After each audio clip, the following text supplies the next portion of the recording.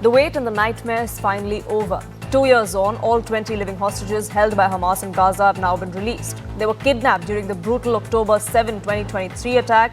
They've spent the last 2 years in captivity, unaware of what their future looks like, if at all they'll have a future. But today, they got that future back, at least a semblance of it. Their life has returned to a sense of normalcy from what happened 2 years ago.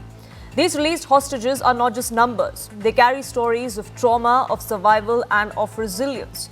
For world leaders like Benjamin Netanyahu and Donald Trump, this is a story of a successful takedown of a terror group like Hamas. The focus now shifts to Egypt, though, where the future course of Gaza will be determined. In fact, that peace summit in Sharm El-Sheikh in Egypt is going to begin in just a few minutes from now. So what lies ahead for Gaza?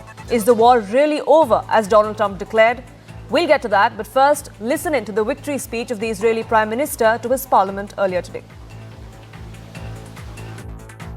My friends, this is only a partial list, but it's enough to affirm what I've said time and again. Donald Trump is the greatest friend that the state of Israel has ever had in the White House. Our heroic soldiers fought like lions. They fought on the front lines of civilization and barbarism. Israel achieved amazing victories over Hamas and the entire Iran terror axis. Sinwar, Dev, Khania, Nasrallah, Assad, they're all gone. Now, Donald Trump may not have won a Nobel Peace Prize like he wanted or his loyalists wanted, but his efforts in Gaza cannot be overlooked. In a volatile region of West Asia, he did play a key role in pushing for stability and humanitarian progress through diplomacy and strategic engagement.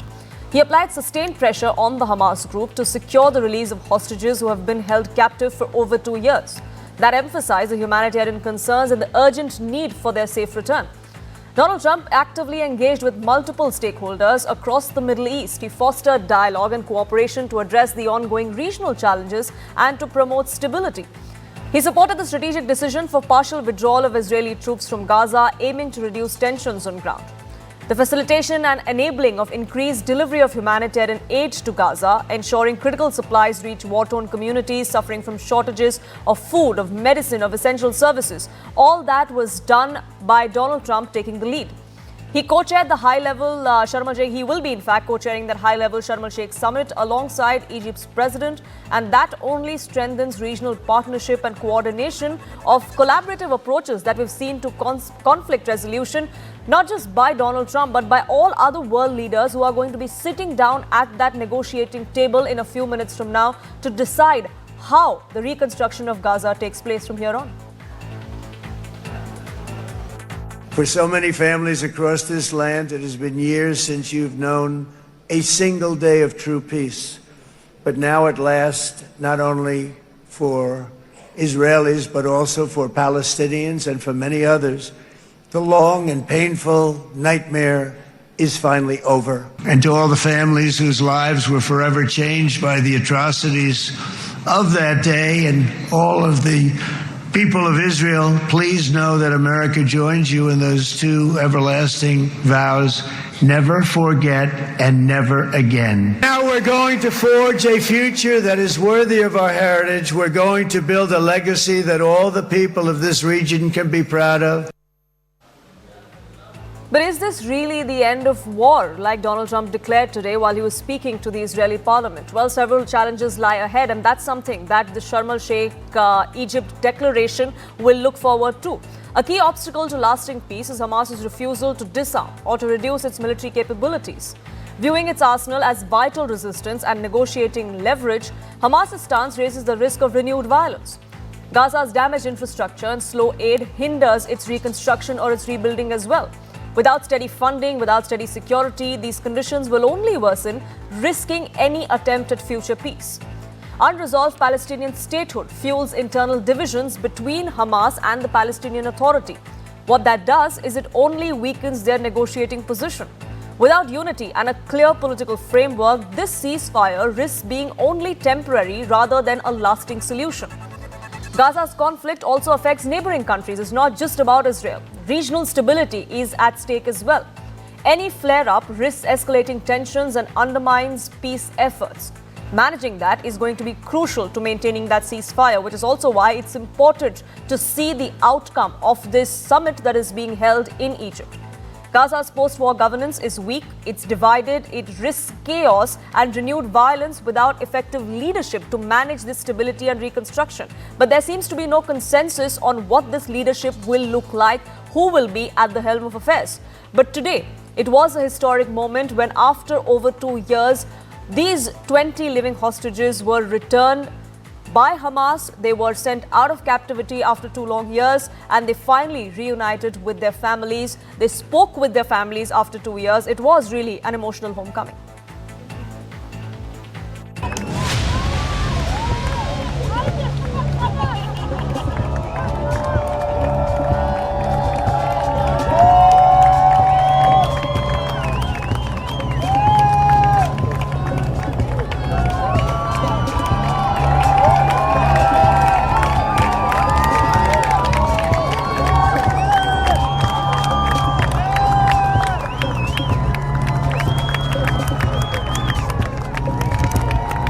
אתה לא מאמין, חיים שלי, עזה תהיה בסדר, אין יותר מלחמה, אתם כולכם חוזרים הביתה.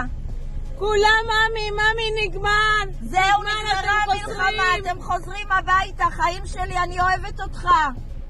חיים שלי. מתן, מאמי, נגמר המלחמה.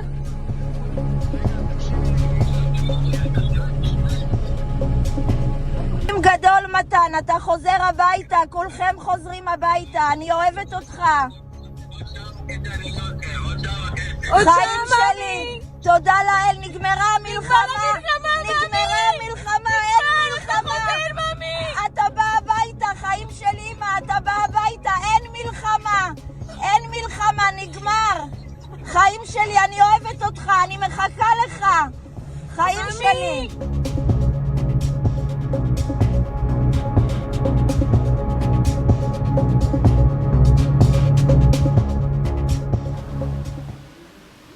The hostages have returned home, but is the war over? And what happens next? All of that is being decided in Egypt. Even as we speak, we've seen Donald Trump, the US president, just arrive in Sharm El-Sheikh, where that peace summit is going to begin in just a few minutes from now. There are close to 30 world leaders that have gathered there. India's representation is also present in Sharm El-Sheikh, which decides the future of not just what happens to Gaza, but also to the rest of the region, to West Asia, because that's important for the stability of the entire world. We've seen how that stability had gone completely haywire for the last 2 years, ever since Hamas attacked innocent Israelis, innocent foreigners on Israel's soil on the 7th of October in 2023. And since then, the war that began continued with aggression from both sides. So will that war finally now end? Let's open that up and try and get more perspective on that. Vivek Karju, former Foreign Secretary of India, now joins me. Sir, thank you so much for speaking with us here on CNN News 18. First up, I want to ask you, we've seen the hostages come home. We've seen both Benjamin Netanyahu and Donald Trump declare that the war is over. But is it really? Well, one small point before I begin. I was Secretary West. I was never Foreign Secretary. No, the war is not over. 2 points. One, the Hamas terrorist attack of 7th October 2023 was horrific. It is unforgivable. And the people of Gaza and the people of Israel have suffered a great deal over these last 2 years. So it's good that there's a ceasefire. And the people of Gaza especially can pick up the pieces again and try to build their lives. But the basis of that, of the dispute between the Israelis and the Palestinians is about the future of the Palestinians. And till that future is settled, I cannot say war within quotes can be considered to be over. President Trump's 20-point plan for Gaza had mentioned a ceasefire, had mentioned the release of hostages, and that has taken place, and it's very good. I think we should all applaud it. The world is applauding it because peace is needed. But there are subsequent points in that plan. Until now, none of those points have been addressed. One of those points is that Hamas as an entity should be extinguished. Quite clearly, till now, Hamas has not indicated that it's willing to go into oblivion. Second, I think in Europe and worldwide, in the Islamic world, India too believes that the only permanent solution to the Arab-Israel issue, the Palestinian-Israel issue, is a two-state solution. And that's been said over the decades of Palestine and Israel living side by side in peace. Till now, there is no indication that the Israelis are willing for a two-state solution. And nor, if you see the 20-point plan, is there any specific indication that the Americans and that President Trump will put his weight behind this. In fact, if anything, he has been severely critical of European countries that have recognized Palestine. So if that solution is not reached, or if there's no consensus on that, then what is the way forward? What is it that we can expect from this ever-ambitious Gaza peace summit that we're seeing in Egypt? Well, I'm pessimistic. We'll hear a lot of rhetoric. We'll hear a lot of praise for President Trump, some of it merited. But beyond that, I don't see a clear path. And because a clear path requires Israeli and American acceptance that the Palestinians deserve a state. Now, what will be the nature of the state? Naturally, the Palestinians want a sovereign state. That nature of the state can be a subject of discussion. But at the moment, there is no indication that either the Israelis or the Americans are even willing to consider that the Palestinians should have a state. And therefore, this feeling of injustice, which has been there since the creation of Israel in Palestinian hearts, will continue. And when there is a feeling of injustice, then it erupts from time to time. Again, I will say that what happened on 7th October 2023 was unforgivable. But I'm afraid that if the world wants peace and if the Israelis want peace, then they'll have to look at creative solutions. They'll have to give up rigidities. And they'll have to find ways of addressing Palestinian ambitions. So that is the only way forward. One last point, which is that for a long time people thought that the Palestinian issue has been relegated into almost oblivion. No one talked, even in the Arab world, no one talked about it. It came front and center on 7th October 2023 in a terrible fashion, unforgivable fashion, but it did come. And we've got to be conscious of that. Mr. Gajra, you were talking about creative solutions, and I want to ask you that, there was this thought of Tony Blair that could be heading this independent supervisory committee, so to say, of what exactly happens in Gaza, the reconstruction of Gaza. But Tony Blair doesn't seem to be one of the popular choices anymore. There are several sides, several stakeholders that say that he's not welcome. What happens then? Should we have an independent observer at all? And if that is, will there ever be consensus on such a candidate? No, but what is the plan state? Tony Blair is one individual, and I don't think individuals are important in this. The plan states that there will be a technical authority. Hamas will fade away. The Palestinian Authority will not be in charge. Gaza will be in the hands of technocrats. These technocrats will be supervised by a committee headed by President Trump. And that there will be there will be an individual, and he's named Tony Blair, who will act as a kind of a liaison or a kind of a supervisor of all that is happening. But that is only reconstruction of Gaza. After all, let us not forget that over 65,000 Gazans have been people of Gaza have been killed over the last 2 years. Gaza has been reduced to rubble. if you see photographs, you hardly see a building standing. Perhaps there's not even one building standing. So there has to be this enormous reconstruction. And thankfully, President Trump has given up the idea that he had floated initially soon after he had assumed office, that the people of Gaza should be removed and should go either into Jordan or into Egypt, and Gaza should be developed as the Riviera of the Middle East. Now all that has been given up, and because it was unrealistic. The people of Gaza will stay in Gaza. Where else will they go? No one else will accept them, and there are good 2 million of them. Absolutely. So now the question is that the present arrangements that have been announced in the plan, in President Trump's plan, only speak of reconstruction. Reconstruction is only one aspect.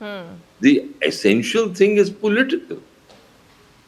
Until the political issue is addressed, which has gone on since the creation of Israel in 1948, between the Palestinians and the Israelis, I'm afraid the actual peace that everyone seeks in West Asia will not be achieved.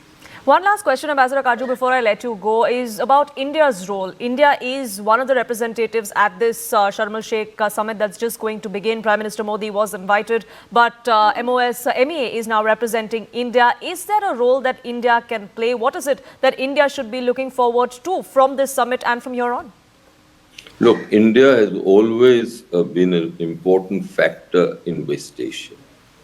I think if you go back to Nehru's period, India's voice was heard with great respect in that region. Later, India has vital interests, developed vital economic interests in West Asia, especially in the Arab Peninsula.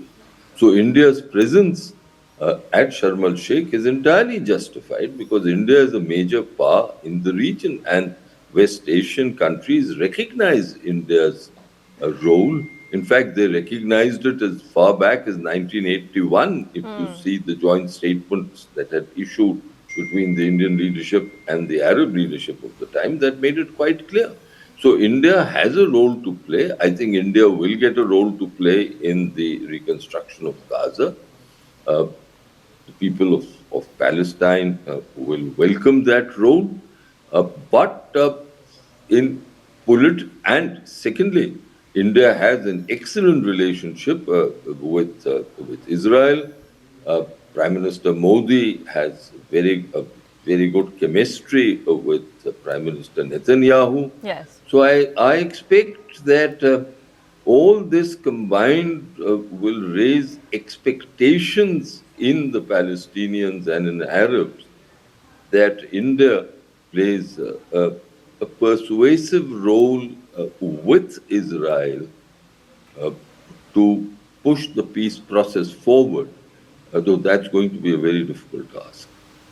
Well, we'll leave it at that. Vivek Kaju, thank you so much for speaking with us here on CNN News 18 and sharing your perspective.